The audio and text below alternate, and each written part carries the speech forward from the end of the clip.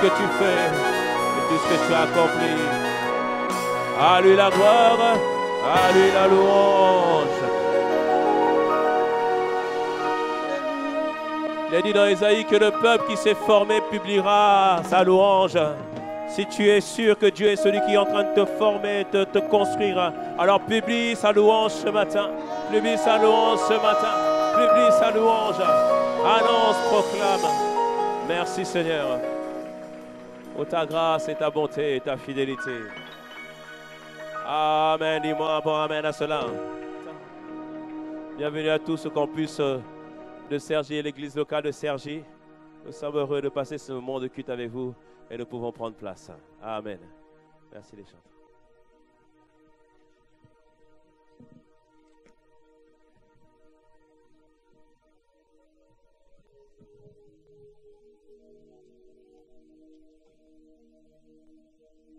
Avec moi, gloire à Dieu. On bénit vraiment le Seigneur pour cette excellente semaine que nous avons eue. Nous avons eu 2 temps forts avec les hommes. Est-ce qu'il y a des hommes d'Apac d'ici? Faites-moi un bon amen. C'était juste excellent. Amen. Et je sais que les femmes, vous avez aussi passé un bon moment dans la présence de Dieu. Cette semaine, tout le monde est sorti des limitations dans le nom de Jésus. Qu'une femme me dise un bon amen. Voilà, là, vous étiez seulement cela. Les hommes, montrez-leur comment dire un bon amen. Moi, les femmes, quand même. Ah! Alléluia. On bénit le Seigneur. Certains qui sont là pour la fin mais qu'est-ce qui leur arrive là? Bien aimé, on est tellement heureux d'entrer dans sa présence. Et à chaque fois qu'il y a sa présence, on doit répondre à sa présence. Dis-moi encore un bon amen. Alléluia. Nous sommes vraiment reconnaissants pour tout ce que le Seigneur fait.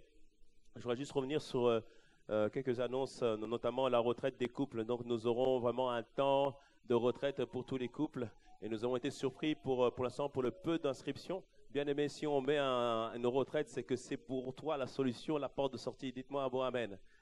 Alors je conseille vraiment à chacun de pouvoir s'inscrire, tous les couples, et de venir afin que Dieu puisse donner sa parole, afin qu'un nouveau vin puisse être inscrit dans notre couple et qu'il y ait un changement, une transformation. Amen.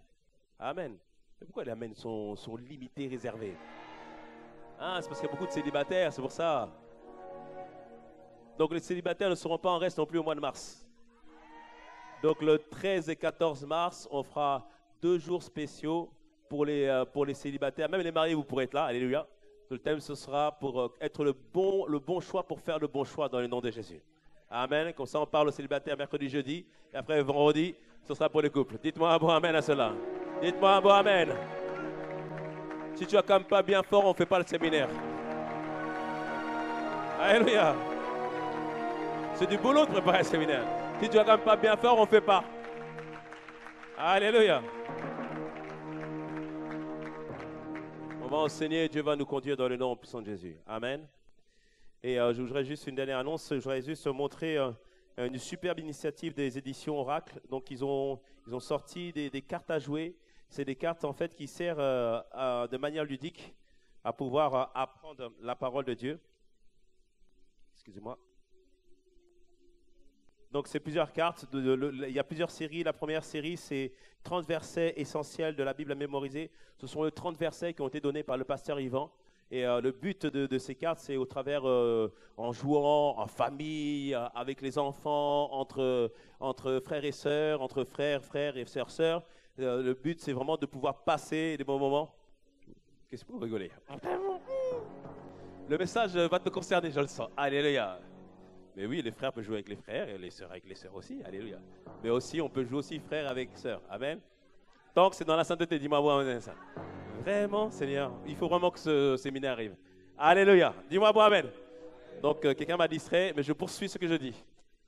Donc, 30 versets essentiels à apprendre pendant cette année. Le but, c'est que chacun, nous soyons fondés sur la foi et fondés sur la parole. Et pour être fondé sur la parole, il est bon d'apprendre à la fois à méditer, à mémoriser la Bible. Donc, il y a plusieurs séries. Donc, il y a les 30 versets essentiels avec 30 versets essentiels à mémoriser de la Bible, donc les versets que Pasteur Yvan a recommandés. Donc, comment ça se joue? Par exemple, ici à Colossiens 2,15, quand tu regardes, la chose, c'est d'arriver à apprendre par cœur, et au fur et à mesure, lorsqu'on joue, Colossiens 2,15, je peux réciter, il a dépouillé, etc. Et après, sinon, on me montre le verset, Et dans ce cas-là, je dois me souvenir de la référence. Amen. Et le but, c'est ce qui va être incroyable, c'est que maintenant, quand tu vas prier dans tes moments de prière, les versets, tu n'auras même plus besoin à y penser, ils vont venir tout seuls parce qu'ils seront inscrits en toi. Dis-moi un bon amen à cela. Amen, amen. C'est une très bonne initiative. Est-ce qu'on peut acclamer le Seigneur? Donc, il y a plusieurs séries. Il y a connaître le Saint-Esprit, 30 versets pour connaître le Saint-Esprit, pour vivre le Saint-Esprit. Et comme en ce moment, on parlait de la foi, il y a 30 versets aussi qui sur j'étire ma foi. Amen. Donc, allons nous procurer toutes ces cartes. Au premier culte, il y en a beaucoup qui disent, je vais prendre la carte. Donc, bien aimé, à la fin du culte, tu cours à la librairie. Amen. Parce que la semaine prochaine, ça va être à Boissy. Donc, il faut vite prendre aujourd'hui. Dis-moi un bon amen à cela. Amen. On bénit vraiment le Seigneur pour toutes ces initiatives. Amen. Inclinons la tête avant la parole. Seigneur, merci encore pour ce que tu nous donnes, Seigneur Père, de recevoir cet après-midi. Et Seigneur, nous voulons vraiment te dire merci. Inspire, guide, Seigneur, ouvre notre cœur, ouvre notre entendement afin que nous puissions recevoir la parole que tu as prévue pour nous et qu'elle produise un changement, une transformation. Père, nous te recommandons toutes choses entre tes mains et nous disons Amen. Amen. Prenons nos Bibles en Marc 11 à partir du verset 9. Nous prenons nos Bibles en Marc 11 à partir du verset 9. Et nous allons baser notre enseignement, notre partage sur ce passage de Marc 11, verset 9 jusqu'au verset 22. Le contexte de ce passage, Jésus allait rentrer en Jérusalem. Plusieurs personnes ont pris des vêtements, ils les ont mis par terre afin de faire une aide d'honneur pour que Jésus puisse rentrer en Jérusalem.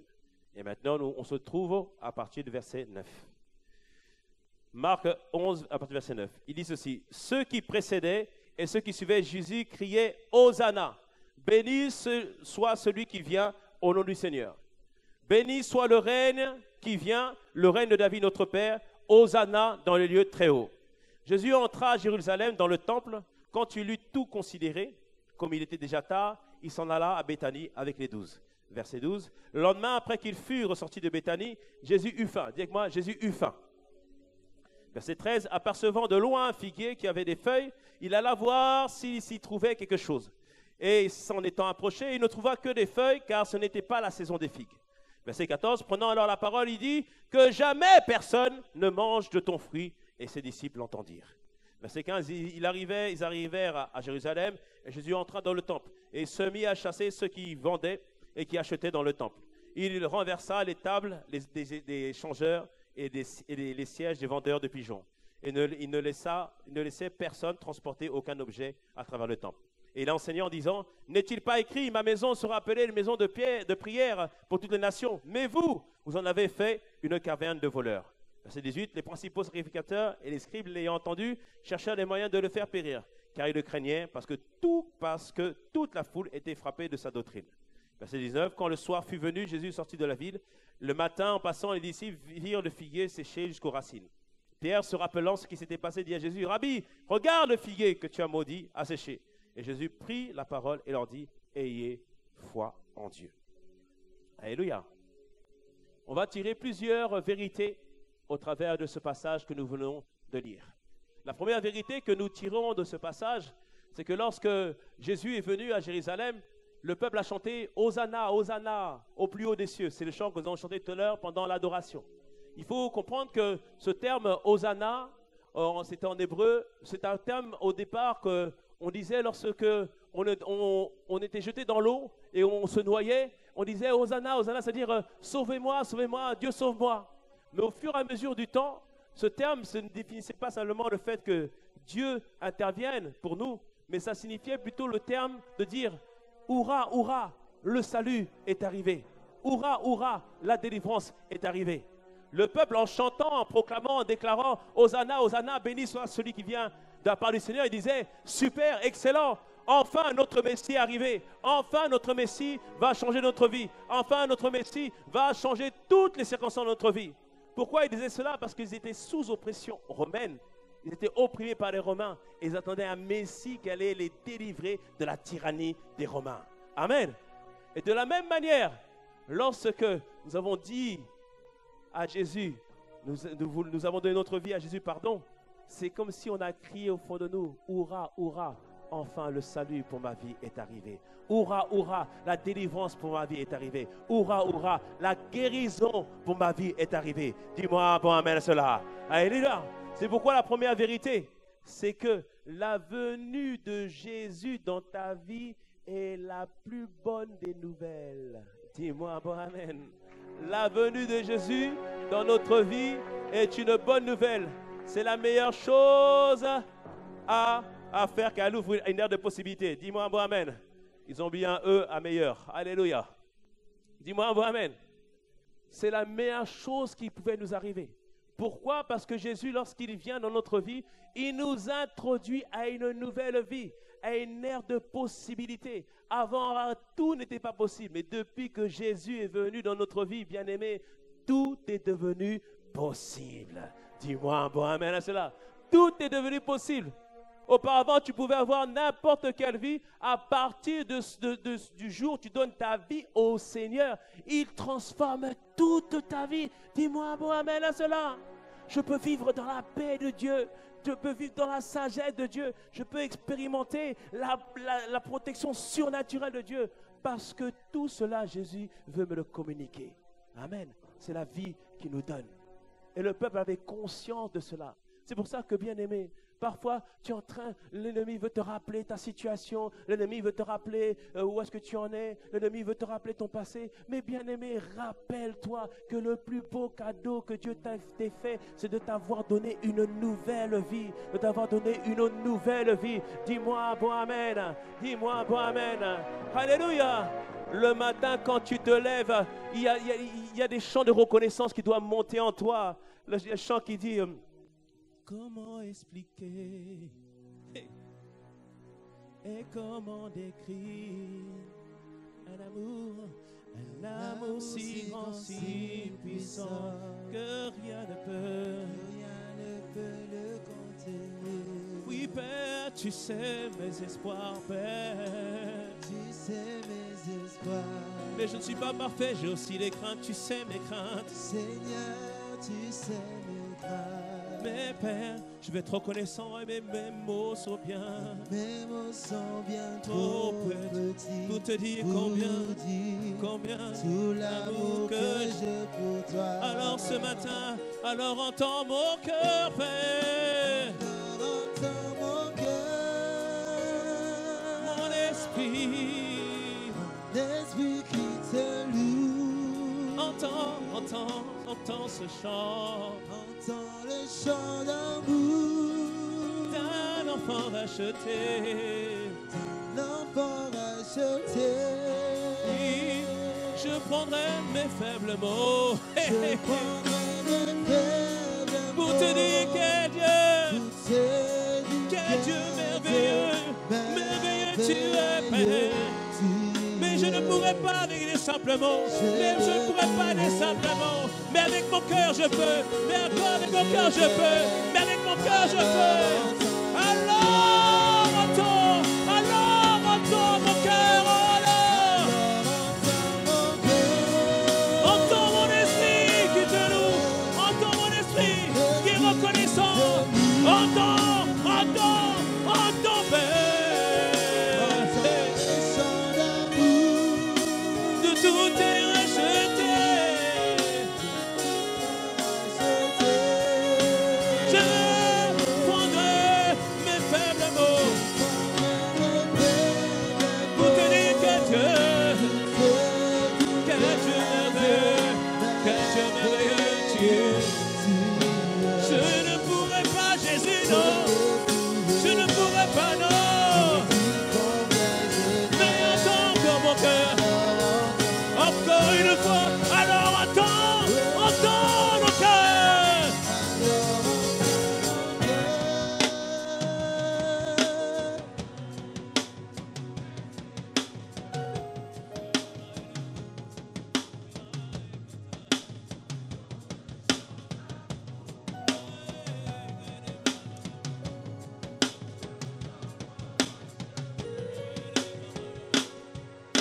Nous prendrons pour te dire que Dieu merveilleux tu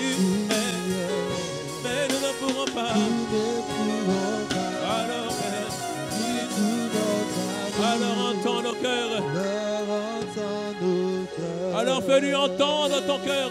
Fais-lui entendre ce qu'il y a au profond de ton cœur. Fais-lui entendre ce qu'il y a au plus profond de ton cœur.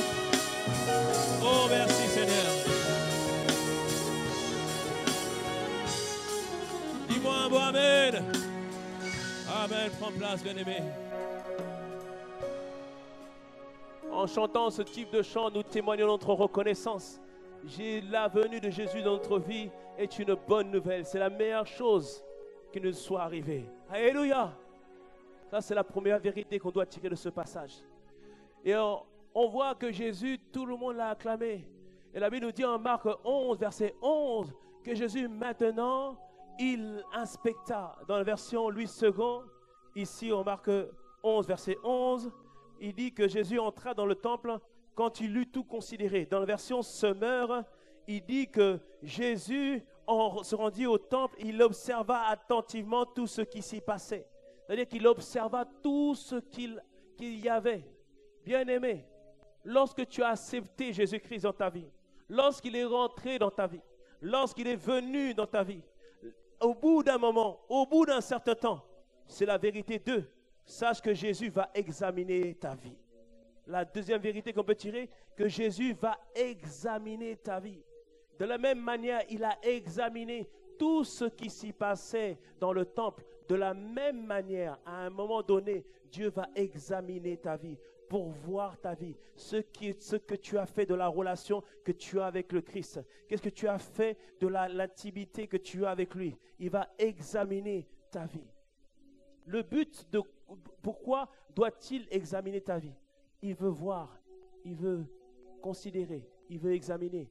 Est-ce que tu as fait des progrès? Est-ce que tu as avancé? Est-ce que tu as progressé? Alléluia. Parfois, on vient demander aux gens comment ça va. Mais dans la Bible, lorsque tu regardes, les gens ne posaient pas la question comment ça va. Ils disaient comment va ta foi? Ils disaient comment va ta foi? C'est-à-dire qu'à chaque fois, l'apôtre Paul, lorsqu'il écrivait des lettres, il cherchait à savoir est-ce que les gens ont progressé dans leur relation avec le Seigneur. Et Dieu veut que tu puisses progresser dans ta relation avec le Seigneur. Au bout d'un certain temps, qu'est-ce que Dieu veut voir dans ta vie? Dieu veut voir, Dieu veut percevoir. Est-ce qu'il se voit en toi? Au bout d'un moment dans ta vie, il veut percevoir. Est-ce que lorsqu'il te voit, il se voit en toi? Est-ce qu'il retrouve son caractère en toi? Est-ce qu'il retrouve ses attributs en toi? Est-ce qu'il retrouve sa paix en toi? Est-ce qu'il retrouve sa joie en toi? Est-ce qu'il retrouve sa fidélité en toi? Est-ce qu'il essaie de voir, est-ce que tu as été transformé pour devenir à la ressemblance du Christ? Alléluia. Et on doit tous comprendre et saisir, à un moment donné de notre vie, Dieu nous demande maintenant de grandir en maturité. Et le titre du message aujourd'hui, c'est « Pourquoi croître pour devenir mûr en Christ ?» Pourquoi croître ou grandir pour devenir mûr en Christ? Pourquoi le faire? Parce que Jésus attend de nous que nous puissions grandir, que nous puissions évoluer, que nous puissions progresser. C'est quoi qu'on appelle la maturité? Qu'est-ce qu'on appelle la maturité? La maturité, c'est un processus. Dis avec moi, c'est un processus. C'est-à-dire, c'est quelque chose qui se fait au fur et à mesure, au bout d'un certain temps. La maturité est un processus par lequel toute personne qui a donné sa vie au Seigneur grandit, croît, augmente en stature pour manifester l'image de Dieu. Est-ce que tu me suis ou pas? Ou autrement, pour manifester le caractère de Christ. Alléluia. Bien-aimé, après avoir accueilli Jésus, après avoir loué, après avoir reçu Jésus comme sauveur, maintenant, il faut grandir et progresser pour que nous puissions, pour que les gens, pour que Jésus puisse voir son caractère en nous. L'apôtre Paul disait en 1 Corinthiens 13, à partir du verset 11, 1 Corinthiens 13, à partir du verset 11, il disait ceci: lorsque j'étais enfant, je parlais comme un enfant, je pensais comme un enfant, je raisonnais comme un enfant. Lorsque je suis devenu homme, j'ai fait disparaître ce qui était de l'enfant. En disant cela, il n'est pas en train de parler du fait qu'il avait grandi physiquement et que maintenant il était barbu trapu. Non, non, non. Il ne parlait pas de cela. Il disait qu'à un moment donné de sa relation avec Dieu, il avait progressé et que maintenant il ne se comportait plus comme un enfant, comme un bébé spirituel, mais maintenant il se comportait comme un adulte. quelqu'un qui est conscient des réalités spirituelles et quelqu'un qui a appris à marcher et à vivre une vie qui est agréable au Christ. Est-ce que tu me suis ce matin? Bien-aimé, Jésus examine, Jésus regarde, Jésus inspecte. Est-ce que dans nos vies, le fruit de l'esprit, le caractère a été changé afin que le caractère que nous manifestions puisse être à la ressemblance pleinement du Christ? Dieu examine, il regarde. Est-ce que nous manifestons la foi de Dieu? Est-ce que nous manifestons la joie de Dieu? Est-ce que nous manifestons la bonté du Seigneur? Est-ce que nous manifestons l'amabilité? Est-ce que nous manifestons la douceur? Est-ce que nous manifestons la maîtrise de soi? Toutes ces choses, comme ils l'ont mis ici, c'est dans Galates 5.22. Galates 5.22 nous dit que le fruit de l'esprit, ça commence d'abord par l'amour, à garder l'intimité, l'amour avec Dieu, l'amour de Dieu. Et cet amour de Dieu qui a été répandu en nous par le Saint-Esprit va manifester en nous la joie, la paix, la patience, la bonté, la bénignité, ça veut dire l'amabilité, la fidélité, va manifester la douceur, la tempérance ou la maîtrise de soi. Et toutes ces choses, bien-aimés, il faut qu'elles soient vues en toi. Dis-moi un bon amen à cela. Alléluia. Et Dieu est un père de famille qui veut que ses enfants soient comme lui. Il nous a créés à son image et il nous ramène à lui. Il met en nous son esprit afin que nous puissions être transformés et que nous puissions devenir pleinement à sa ressemblance. Alléluia. Jésus vient pour examiner, pour voir, est-ce que notre caractère, est-ce que notre façon de vivre est en adéquation, c'est-à-dire est en accord pleinement avec sa volonté. Et sa volonté, bien-aimée, ce matin, c'est que nous puissions tous grandir et que nous puissions tous progresser. Dis-moi un bon amen à cela. Alléluia. Et tu dois comprendre que en tant que père, Dieu ne cédera pas tant que son enfant ne lui ressemblera pas. Dieu continuera tout le temps de ta vie à te transformer, à te changer, à faire en sorte que tu puisses progresser, afin que tu puisses briller pour la seule gloire de son nom. Dis-moi un bon amen à cela. Dis-moi un bon amen. Alléluia. Alléluia. Alors, en tant que personne, je dois prendre une décision. La décision, c'est quoi? Je dois donc croître pour ressembler à Christ, c'est-à-dire à Dieu. Je dois atteindre la maturité et enfin porter du fruit. Dis-moi un bon amen à cela. C'est-à-dire qu'on doit tous prendre cette décision. Parce que c'est ce que Jésus examinera, ce que Jésus regardera dans notre vie. Et en Marc 11, à partir du verset 11, on voit que Jésus a examiné ce qui se passait dans le temple. Il n'a rien dit. Mais le lendemain, dis avec moi le lendemain, alléluia, le lendemain, donc Marc 11, verset 12 maintenant, le lendemain, la Bible nous dit qu'alors qu'ils furent sortis de Béthanie, Jésus eut faim. C'est que maintenant Jésus a un besoin. Il a un besoin et il s'attend que le besoin soit pourvu. Il y a un moment donné, bien-aimé, où tu dois comprendre que Dieu t'a sauvé. Ce n'est pas pour vivre ta propre vie. Mais si Dieu t'a sauvé, c'est que tu puisses être utilisé pour être un signe, pour être un témoignage de ce que Dieu est capable de faire. Et pour cela, il ne faut pas que tu vives ta vie, mais que tu laisses Christ vivre en toi. Christ t'utiliser. Et pour t'utiliser, Dieu va regarder, Dieu va inspecter, va examiner qui maintenant a commencé à manifester le caractère afin que je puisse l'utiliser pour ma gloire. Alléluia. Jésus avait un besoin. Il a regardé, il a examiné. Et il a vu au loin, au verset 13, apercevant de loin un figuier qui avait des feuilles. Dis avec moi, qui avait des feuilles. Il alla voir s'il trouvait quelque chose. Et s'en étant approché, il ne trouva que des feuilles. Dis avec moi, que des feuilles. Car ce n'était pas la saison des figues. Jésus vient, il voit un figuier avec des feuillages. Il dit, j'ai faim, je vais prendre des figues pour me nourrir. Il vient, il ne trouve pas des figues. Et la Bible nous dit que ce n'est pas la saison des figues. Mais regarde le verset 14. Il est dit, prenant alors la parole, il lui dit que jamais personne ne mange de ton fruit. Il y a quand même un paradoxe là. Ce n'est pas la saison des fruits, mais Jésus maudit quand même le figuier. Et il faut comprendre et étudier. Quand tu étudies, la particularité des figuiers dont il parlait, c'est des figuiers qui, à une saison donnée, donnaient beaucoup de figues. Mais lorsque les feuillages commençaient déjà à couvrir le figuier, le figuier donnait des figues de l'avant-saison, c'est-à-dire qu'il donnait des figues même si ce n'était pas la saison. Le figuier était bien entretenu, devait donner des figues même si ce n'était pas la saison. Cela te montre, bien-aimé, que tu es peut-être comme ce figuier, tu as des feuillages, tu as été bien entretenu, tu as reçu des paroles, dimanche après dimanche. Tu as été arrosé, tu as eu des moments de prière, il y a eu des moments de prophétie que Dieu t'a donné, il y a des paroles que Dieu t'a données, il y a des enseignements que Dieu t'a donnés. C'est-à-dire que tu es comme ce figuier qui a des feuillages. Il y a un moment donné, il doit y avoir du fruit qui doit apparaître dans ta vie. Dis-moi un bon amen à cela. Alléluia. Il y a du fruit qui doit apparaître dans ta vie. Dis-moi un bon amen à cela. Alléluia. Et encore plus, il y a du fruit qui doit apparaître dans ta vie dans toute saison. Alléluia. Parce que, bien aimé, des fois il y a la persécution, mais ce n'est pas parce qu'il y a la persécution qu'on ne porte pas du fruit. Dis-moi un bon amen.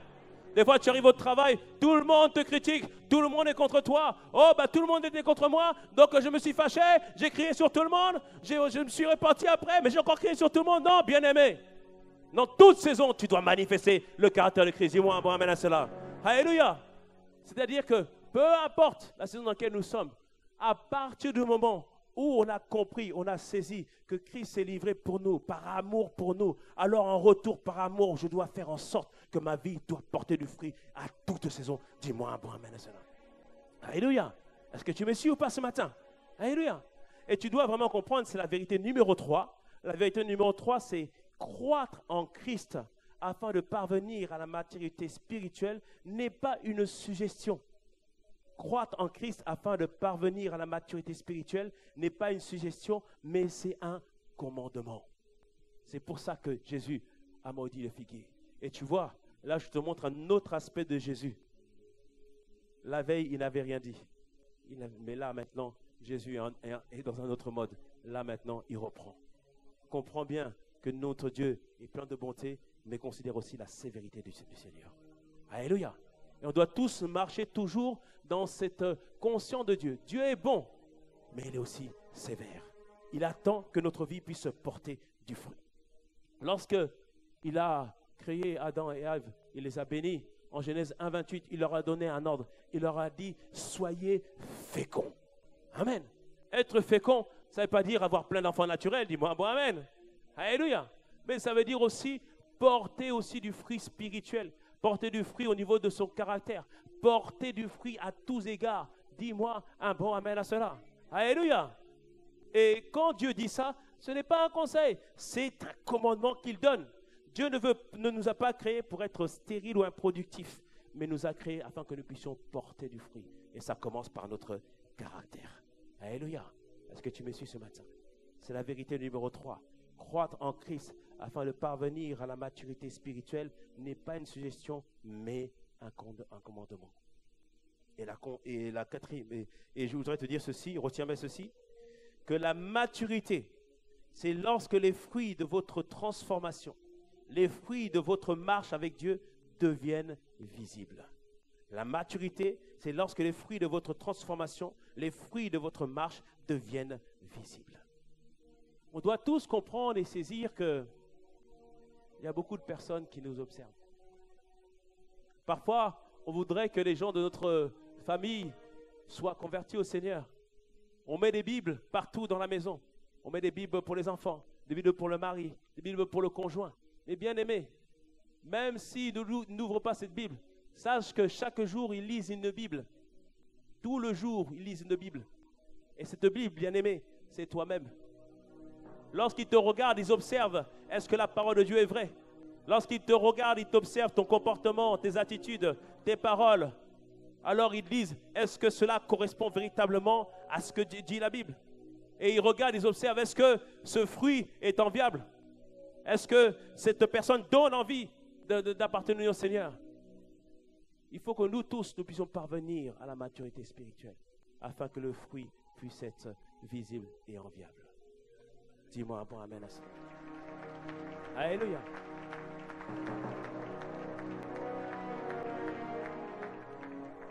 Un de mes amis d'enfance, il avait donné ce témoignage lorsqu'il s'est baptisé dans une autre assemblée. Il a dit, je donnais ma vie au Seigneur parce que j'ai vu ce que Mateta était devenu. Je le connaissais avant, maintenant j'ai vu ce qu'il est devenu, alors je veux la même chose, je veux vivre la même vie qu'il vit. Amen. Est-ce que je voulais parler, je dis baptise-toi? Non.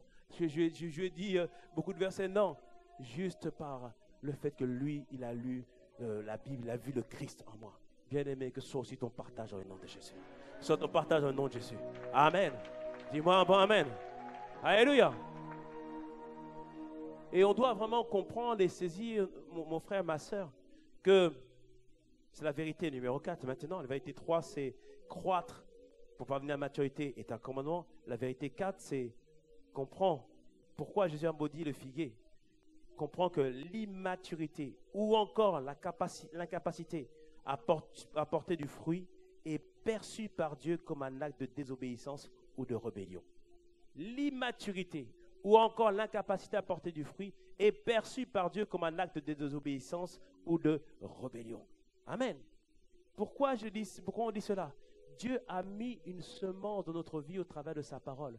Et il s'attend qu'au bout d'un moment, cette parole puisse produire maintenant du fruit. Et il y a plusieurs passages qui nous le montrent. Luc 13, à partir du verset 6, nous le montre. Luc 13, à partir du verset 6. La Bible nous dit ceci. Là-dessus, en version Luc 21, là-dessus, Jésus, il leur raconta une parabole. Un homme avait un figuier dans sa vigne. Un jour, il voulut y cueillir des figues, mais n'en trouva pas. Verset 7, il dit alors à celui qui s'occupait de la vigne, « Voilà 3 ans que je viens chercher des figues à cet arbre, sans pouvoir en trouver. Arrache-le, et je ne vois pas pourquoi il occupe la place inutilement. » Le propriétaire de la vigne, bien-aimé, c'est Dieu, qui vient au bout de 3 ans, bien-aimé, au bout de 3 ans, ta vie doit complètement être changée dans le nom de Jésus. Il doit y avoir des fruits de la maturité. 3 ans, ça c'est le maximum. Mais il y en a d'autres, bien-aimés. Au bout de quelques mois, on les voit, leur vie a complètement été transformée. Dis-moi, bon, amen. Pourquoi? Parce qu'ils avaient soif de Dieu. Alléluia. Et on voit que le propriétaire vient, il ne trouve aucun fruit. Au bout de 3 ans, il dit, arrache le figuier. Mais là, il y a celui qui s'occupe du figuier qui intervient. Ça, c'est Jésus qui intercède pour nous. Dis-moi, bon, amen. Il dit, verset 8, Maître, lui répondit l'homme, laisse-le encore cette année. Je bêcherai, c'est-à-dire je vais creuser encore la terre tout autour et j'y mettrai du fumier. Est-ce que le fumier c'est bon? Est-ce que ça sent bon? Non, ça sent mauvais. Mais c'est bon pour nous, c'est bon pour la plante. Alléluia. Et peut-être qu'il portera du fruit à la saison prochaine. Sinon, tu le feras arracher. Il disait, laisse, on va mettre du fumier autour de la plante, autour de la vigne, pour que le fruit puisse se manifester, être manifesté. C'est pour ça qu'il y a des moments dans ta vie, il y a des épreuves qui arrivent, il y a des situations compliquées qui arrivent, il y a des situations qui ne sont pas bonnes qui arrivent. Mais le but, bien-aimé, ce n'est pas de te tuer, dis-moi un bon amen. Mais le but, c'est de faire en sorte que maintenant tu puisses porter du fruit. Dis-moi un bon amen. Que tu puisses porter du fruit. C'est des fois quand la situation est difficile, que là tu te rends compte que tu étais capable de supporter la situation. Dis-moi un bon amen. C'est quand parfois il y a la tempête que c'est là que tu te rends compte qu'en toi, il y avait un Christ qui sommeillait. Dis-moi un bon amen à cela. Alléluia. Dieu permet parfois certaines situations afin que nous puissions progresser et que nous puissions démontrer le Christ en nous. Alléluia. Alléluia. Dieu utilise toutes sortes de situations, notamment le mariage. Le mariage, bien-aimé, c'est fait exprès pour que tu montres le plus mauvais de toi afin que le meilleur de toi puisse sortir dans le nom de Jésus. Dis-moi un bon amen. Dis avec moi, le mariage, c'est bon. Alléluia. Mais en Christ. Alléluia. Alléluia. Et dans le mariage, tu démontres le Christ en toi. Tu démontres, parce que tu dois donner le meilleur de toi-même. Mais par moment, bien-aimé, le plus mauvais de toi sort. Alléluia. Mais après, le bon s'installe. Alléluia. Parfois, ici à l'église, il y a des accroches, il y a des frictions. Mais le but, pourquoi Dieu nous met ensemble, c'est pour que nous puissions montrer, que nous puissions nous aiguiser ensemble. Amen. Ça veut dire, ne reste pas à la maison, viens, on va s'aiguiser ensemble. Dis-moi un bon amen. On va s'aiguiser ensemble, ça va frotter un peu, mais au final, on va tous être bien lisses. Ça va bien coller, ça va bien être en harmonie, ça va bien droit. Dis-moi un bon amen à cela. Dis-moi un bon amen. Dis avec moi, l'église est bonne. Alléluia. Dieu permet tout ça pour qu'on puisse grandir et progresser. Alléluia. Parce que dans notre chambre, quand on prie, on a tous l'impression d'être parfait. Mais quand tu viens à l'église, qu'une situation arrive, qu'un frère te parle mal, que le pasteur te reprend, que quelqu'un te reprend, c'est là, bien-aimé, on va voir. Est-ce que tu es mature ou pas? C'est là qu'on va voir. C'est là qu'on va voir. Dis-moi un bon amen. Alléluia. C'est là qu'on va voir. C'est pour ça que tu dois tout faire pour grandir. Et généralement, parfois, on utilise toutes sortes de bonnes excuses pour ne pas progresser, pour ne pas évoluer, pour ne pas changer. Oh, pasteur, tu ne sais pas, j'ai grandi, je n'ai pas eu l'amour de ma mère, c'est pour ça que j'ai besoin d'aller avec plusieurs femmes, tout ça, etc. Bien-aimé, la Bible nous dit que Christ nous a tant aimés. Amen. Il nous a tant aimés. Aucune femme ne peut t'aimer autant que Christ t'a aimé. Dis-moi, bon, amen. Donc, va pas te réfugier dans les bras des femmes. Va te réfugier dans le bras de Christ. Dis-moi, bon, amen à cela. Dis-moi, bon, amen. Alléluia. Bien aimé, il y a des personnes qui sont passées par des situations difficiles. Mais ça n'a pas été une excuse pour ne pas porter du fruit. Dis-moi, bon, amen. Si tu veux un jour, on va s'asseoir ensemble. Je vais te raconter certaines choses de mon histoire. On va pleurer ensemble, mais bien aimé. Mais on est là, mon gars. On porte du fruit. Dis-moi, bon, amen à cela. Alléluia. Alléluia. Bien aimé, ne trouvons pas des excuses. Il y a des femmes qui ont éduqué des enfants toutes seules. Elles ont travaillé des fois plusieurs boulots. Mais elles ont su éduquer des enfants qui sont en Christ aujourd'hui. Certains même sont pasteurs. Alors bien aimé, il n'y a aucune excuse pour porter du fruit. Dis-moi un bon amen à cela. Il n'y a aucune excuse pour porter du fruit. Dis-moi un bon amen. Alléluia. On doit vraiment tous comprendre qu'aucune circonstance ne peut nous empêcher du fruit. Certains ont vécu des situations dramatiques. Mais bien aimé, ils sont là. Ils portent du fruit à la gloire du Seigneur. Alléluia. C'est pour ça que Dieu ne tolère pas que nous ne puissions pas porter du fruit. Est-ce que tu me suis ce matin? Alléluia. Et plus que jamais, bien-aimé, tu dois décider de ne point stagner dans ta vie. Tu dois pouvoir progresser. Tu dois pouvoir avancer. Tu dois pouvoir aller de l'avant. Aujourd'hui, cette semaine, on a partagé avec les hommes. On a fait un cœur ouvert. Certains ont témoigné des moments où ils sont passés par la pornographie. Mais il y a une caractéristique qu'on a retrouvée dans tous les témoignages, c'est qu'ils ont dit que ça a commencé par une résolution. Être résolu dans son cœur pour dire ma vie doit être agréable à Dieu. Ma vie doit être agréable à Dieu. Dis-moi un bon amen à ça. Alléluia. Tu dois être résolu à ça. Tu vas dire ma vie doit être agréable à Dieu. Peut-être qu'aujourd'hui il y a des pensées, mais j'ai dit non, je refuse d'aller obéir à ces pensées parce que ma vie doit être agréable à Dieu. Alléluia. Ça commence par une résolution. Alléluia. Les femmes, vous avez parlé de sortir des limitations. Ça commence d'abord, bien aimé, mes soeurs, par une résolution pour dire que non, je vais traverser les lignes, je vais passer les barrières. Dis-moi un bon amen à cela. Il faut être déterminé à cela. Dis-moi un bon amen. Dès que moi je suis déterminé. Alléluia. Bien aimé, tu dois être déterminé, avoir la ferme résolution que tu vas aller de l'avant. Alléluia. Alléluia. Merci Seigneur. C'est la vérité 4. L'immaturité ou l'incapacité à porter du fruit est perçue par Dieu comme un acte de désobéissance ou de rébellion. Et la conséquence de cela, vérité 5, comme on l'a vu, vérité 5, c'est Dieu finit par maudire ou par exclure tout ce qui ne porte pas du fruit. Waouh! Dieu finit par maudire ou par exclure tout ce qui ne porte pas du fruit. Si Dieu t'exclut, mon gars, comment tu vas t'en sortir? Un jour, j'ai fait un acte d'orgueil. J'avais pris la parole pour rendre un témoignage. Mais la manière dont j'ai parlé, c'était rempli d'orgueil. Quand je suis venu m'asseoir, j'ai ressenti une telle froideur à l'intérieur de moi. Je savais que là, j'avais attristé le Saint-Esprit. Mais je savais que j'avais vraiment attristé le Saint-Esprit. Et quand je suis rentré le soir, lorsque je lisais la parole, j'avais des révélations de la part de Dieu. Parfois même quand je méditais les cultes, je pouvais recevoir certains points du culte de dimanche prochain. Mais là, bien aimé, je lisais la parole, j'ouvrais la Bible. Moi la Bible était vie pour moi, je lisais. Plus rien. Je lisais, je ne ressentais plus rien. Il n'y avait plus rien qui montait, plus aucune pensée. J'essayais de prier, il n'y avait plus rien. Je venais à l'église, il n'y avait plus rien. Et c'est là, je suis ce que David disait, ne me retire pas de ton esprit. Bien aimé, si Dieu se retire, tu vas faire comment? Depuis ce jour-là, j'ai dit, Seigneur, que jamais plus l'orgueil soit trouvé en moi, dans le nom de Jésus. Par ta grâce, que jamais plus que l'orgueil soit trouvé en moi. J'ai demandé pardon à Dieu et la relation, l'intimité est revenue. Amen. Tu dois vraiment comprendre et saisir que Dieu veut que tu portes du fruit dans ton caractère, Alléluia.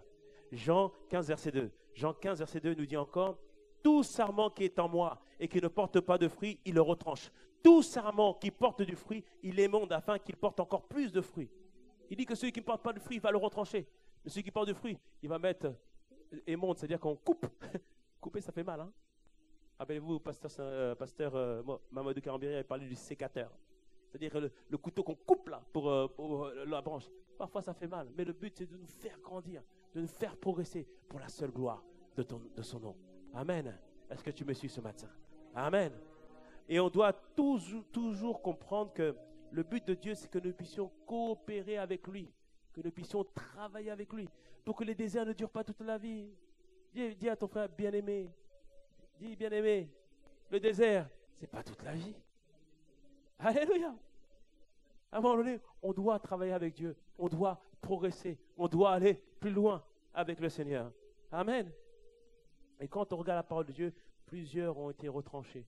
Plusieurs ont vu leur relation coupée avec Dieu. Pourquoi? Parce qu'ils étaient désobéissants et ne manifestaient pas le fruit de la maturité. Amen. Et il y a aussi des cas où la Bible nous dit qu'on doit maintenant couper même les relations avec certaines personnes. 1 Corinthiens 5, 9 à 11. 1 Corinthiens 5, 9 à 11. Il dit ceci. L'apôtre Paul qui écrivait aux Corinthiens. Dans ma lettre, je vous ai dit de ne pas avoir de relation avec des personnes vivant dans la débauche. Verset 10. Mais je ne voulais évidemment pas dire par là qu'il faut éviter toute relation avec ceux qui, dans ce monde, mènent une vie de débauche. Nous sommes dans la version sommaire. Ou avec les avares, les voleurs ou les adorateurs d'idoles. Car alors, il vous faudrait sortir du monde. Il dit non, je ne parlais pas de ne pas avoir relation avec les gens du monde.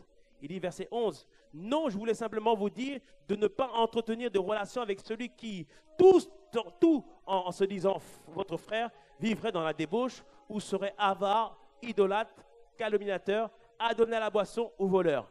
Avec des gens de cette sorte, il ne faut même pas prendre de repas.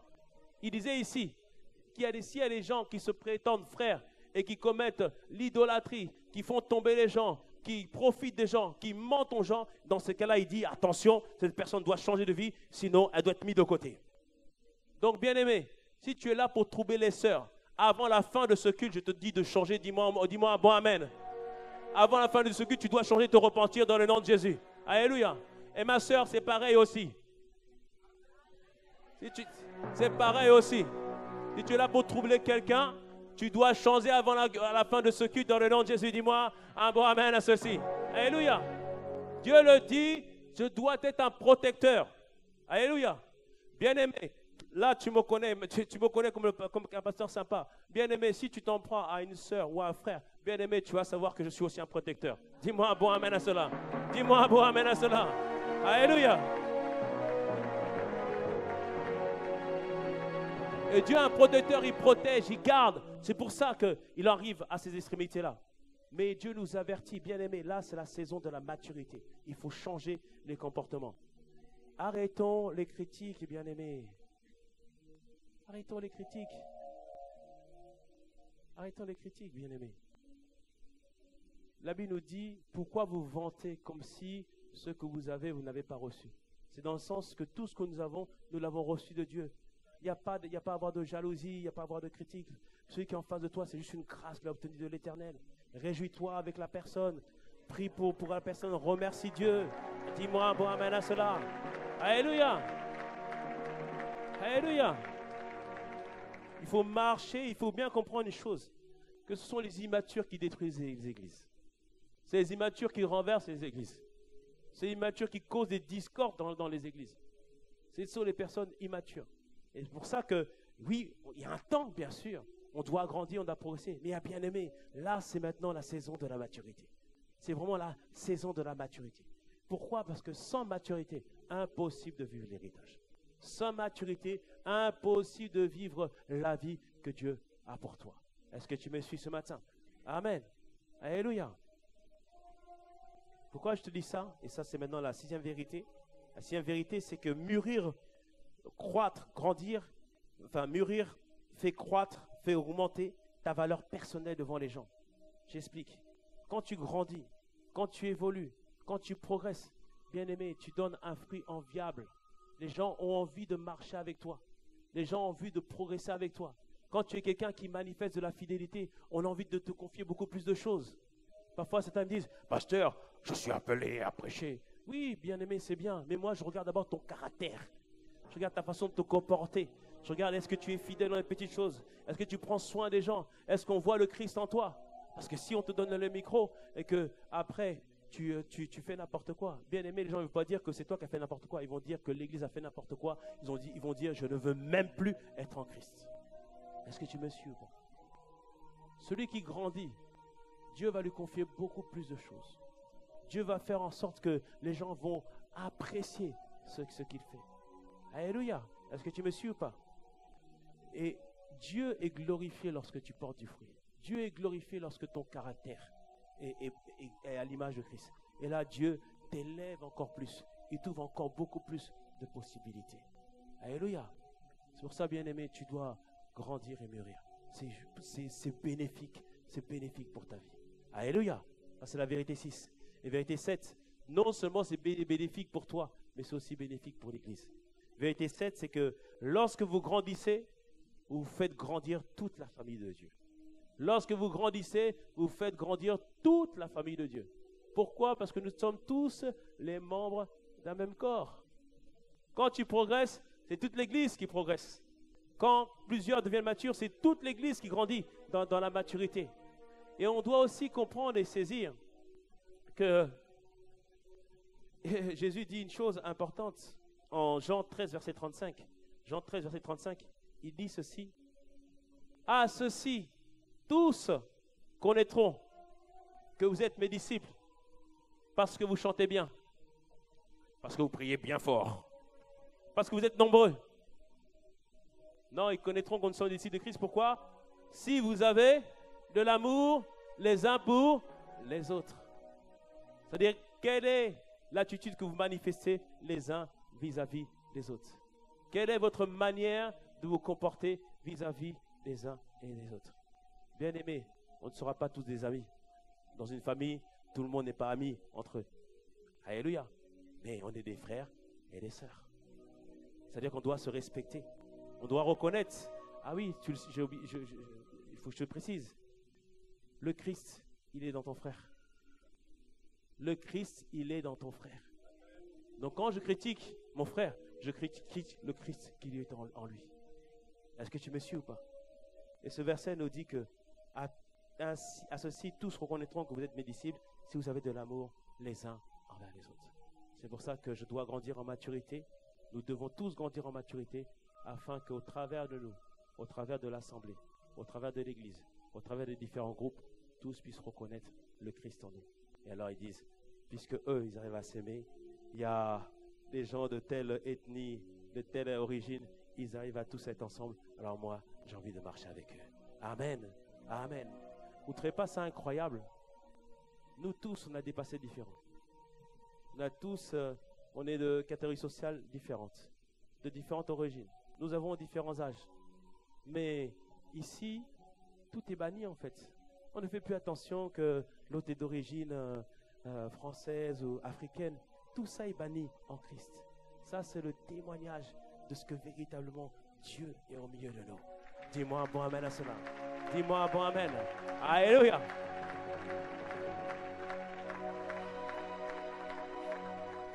Donc, bien-aimé, comprends que plus que jamais, nous devons grandir et nous devons mûrir. Mûrir pourquoi? Parce que la venue de Jésus dans notre vie est la plus bonne nouvelle. Il nous a montré son amour. Puisqu'il nous a montré son amour, nous devons nous aussi changer en conséquence. Pourquoi? Parce que Jésus va examiner notre vie, il va considérer, il va regarder, parce qu'il veut voir un bon fruit naître de nos vies. Pourquoi nous devons croître? Parce que croître et parvenir à la maturité spirituelle, ce n'est pas une suggestion, c'est un commandement de Dieu. Alléluia. Nous devons grandir parce que l'immaturité, c'est perçu par Dieu comme un acte de désobéissance ou un acte de rébellion. Nous devons grandir parce que Dieu va finir par maudire ou exclure toute personne qui ne porte pas de fruit. Et nous devons mûrir parce que croître augmente notre valeur personnelle devant les hommes. Alléluia. Et nous devons grandir parce que lorsque chacun grandit, c'est toute l'Église qui grandit. Acclame le Seigneur. Acclame-le. Merci Seigneur.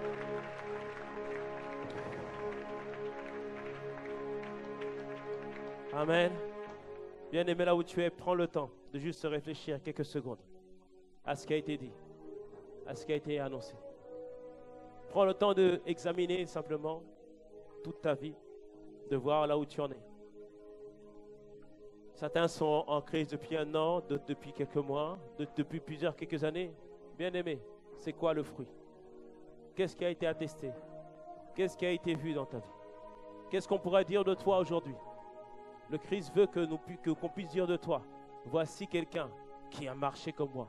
Voici quelqu'un qui a marché dans ma ressemblance. Le désir de Dieu, bien-aimé, c'est qu'il puisse agir dans ta vie. Mais Jésus a dit une chose, que Dieu est avec lui parce que Jésus était toujours agréable au Père. Si tu décides d'être agréable avec Dieu, à Dieu, alors il sera toujours avec toi. Élevons nos voix, demandons que ce fruit de la maturité, que nous puissions manifester les attributs de Dieu, la paix, la bonté, la bienséance, la douceur, que Christ puisse être vu en nous. Seigneur, merci encore pour ta grâce, Seigneur Père, et pour ta bonté, et pour ta fidélité, Seigneur. Merci, Seigneur Père, pour ta grâce et ta bonté. Merci, Seigneur Père. Merci. Christ est la vie. Recherchez dans moi-même. La vie recherchée de mon âme. Ô Seigneur, révèle-toi en moi. Ô Seigneur, Révèle-toi. révèle-toi. Au travers de ma vie, Père, je t'en prie, Père. Christ est la vie Recherchez. recherchée de mon âme. Ô Seigneur, révèle-toi en moi. Ô Seigneur, révèle-toi. Dis-le, Père, je veux que tu te révèles en moi, Père. Christ est la vie Recherchez. recherchée de mon âme. Qu'on dise de nous, Père, qu'on dise de nous, qu'on dise de nous, qu'on dise de nous, Père, que c'est toi qui vis en nous. C'est ne pas moi qui vis, mais c'est Christ qui vit en moi. Tu es la vie que je recherche ce soir. Alors, Seigneur Père, Seigneur, révèle-toi. Père, révèle-toi au travers de ma vie. Révèle-toi au travers de ma vie. Oh Seigneur, révèle-toi. Alors prends-moi, prends-moi, prends-moi, prends-moi. Seigneur, dans mon éclat. Dieu de Jacob, prends-moi tel que je suis, Père. Père, change-moi. Oh, Père, révèle-toi. Révèle-toi. Montre le Christ en moi, Père. Prends-moi, Père. Je reconnais mes fautes. Je reconnais mes erreurs. Dieu de Jacob, révèle-toi au travers de moi. Prends-moi, Père.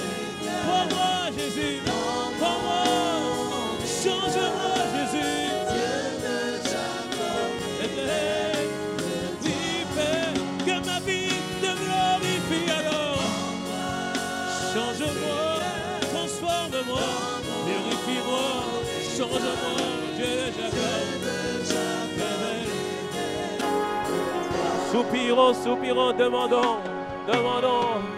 demandons que notre vie puisse se plaire.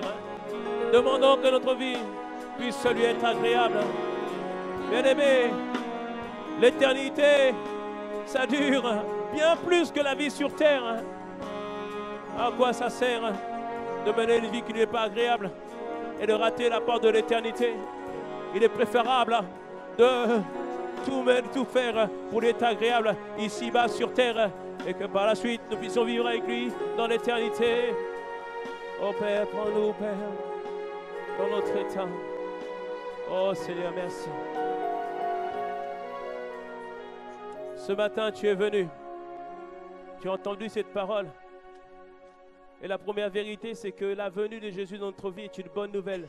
C'est la meilleure chose qui puisse nous arriver. Et ce matin, tu ne connais pas le Christ. Je ne peux pas partir sans te donner la possibilité de venir à Jésus ce matin. Si c'est ton cas, c'est simple, très simple. On veut faire une prière avec toi. Si c'est ton cas ce matin et que tu veux donner ta vie au Seigneur, est-ce que tu peux te lever là où tu te trouves et lever bien haut la main afin qu'on puisse te voir? Si tu désires venir à Jésus ce matin, venir à cette nouvelle vie qu'il offre. Amen. Je vois une main levée. Je pense qu'il y a encore d'autres personnes. Si tu veux ce matin venir à Jésus, merci Seigneur, merci. Merci pour ta grâce. Alléluia. Amen. Gloire à Dieu. Toutes les personnes qui ont levé la main, je demandais un pas de foi de plus et de venir devant. Toutes les personnes qui ont levé la main, venez, sortez de rang, venez devant. On veut prier avec vous, faire juste une prière avec vous. Toutes les personnes qui ont levé la main, qui veulent donner leur vie à Jésus, tous ceux qui veulent donner leur vie à Jésus, venez devant. Est-ce qu'on peut acclamer le Seigneur et les encourager? Oh, merci Seigneur.